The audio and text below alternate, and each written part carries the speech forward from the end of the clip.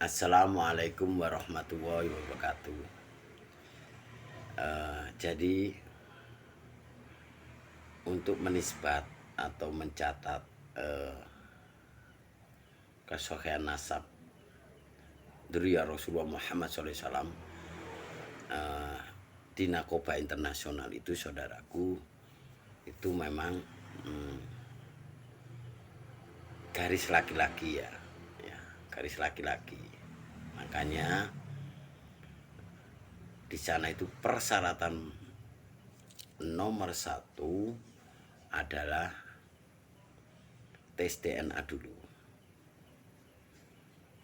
Kalau tes DNA-nya lolos ya, baru ada pelengkapan dokumen yang lain ya, catatan silsilah, juga kitab sejaman atau manuskrip itu kan gitu. Dan itu harus jadi patokan untuk kita melawan Babilawi yang dikomandoi oleh Robito, karena Robito itu jelas yang diandalkan adalah garis laki-laki. Buktinya apa?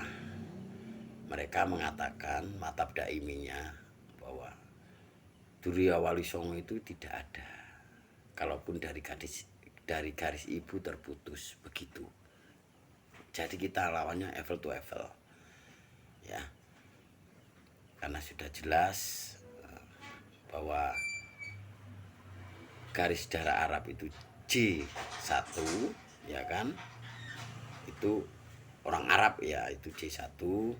Nanti ada tes lagi lebih detail, kalau ingin yang lebih detail tersambung nggak dengan keluarga besar Kanjeng Nabi Muhammad SAW lewat jalur Hasan ataupun dari jalur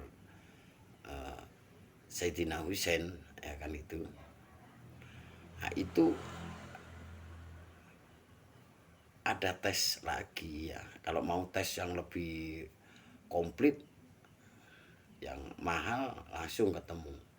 Jadi ada J1, terus ada nomor serinya yang di situ menunjukkan indikasi bahwa seseorang ini tersambung ke keluarga besar Kanjeng Nabi Muhammad SAW lewat jalur Sayyidina Hasan maupun Sayyidina Husain. Jadi untuk yang garis ibu ya, nun sewu ya, misalkan ini keturunan Rasulullah lewat jalur Wali Songo, tapi perempuan terus menikah nun sewu bukan dari Dzurriyyah Rasulullah Muhammad SAW, itu DNA-nya akan mengikuti ayahnya itu.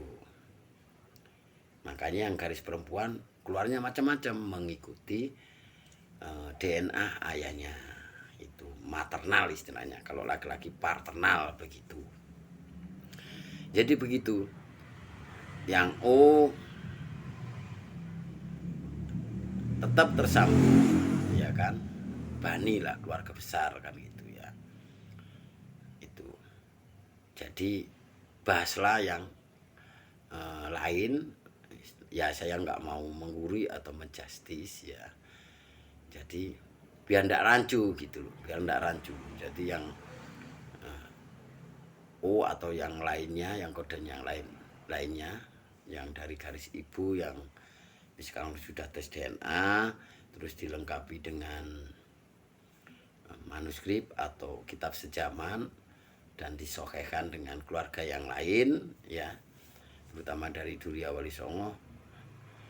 Bahaslah cerita kesesatan Babilawi gitu.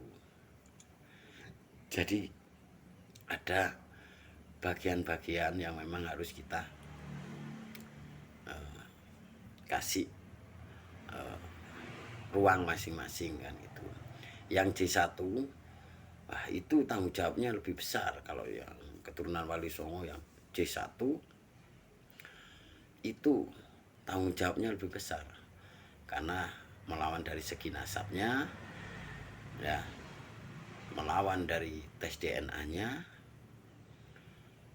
kepada Babilawi, karena Babilawi itu jelas Amphetador atau Muhammad Assegaf orang RA, sudah jelas di kantor RA mengatakan bahwa Babilawi di zaman itu adalah imigran. Berdasarkan apa? Hapus DNA-nya G, sedangkan orang zaman asli C. Satu, jadi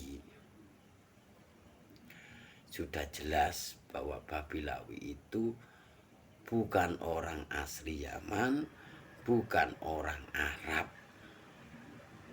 Begitu.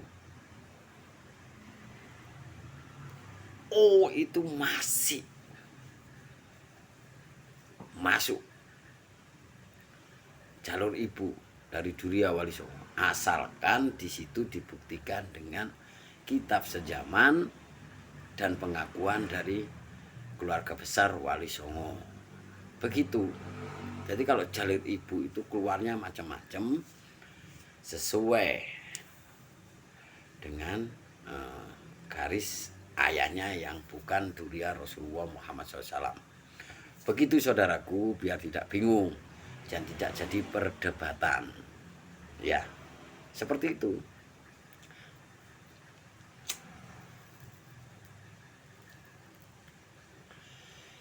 Jangan sampai masyarakat ini bingung. Wah, itu Wali Songo macam-macam upload DNA-nya, ada yang O, ada yang ini, ada yang R itu. Nah, itu harus kita edukasi. Begitu. Terima kasih. Assalamualaikum warahmatullahi wabarakatuh.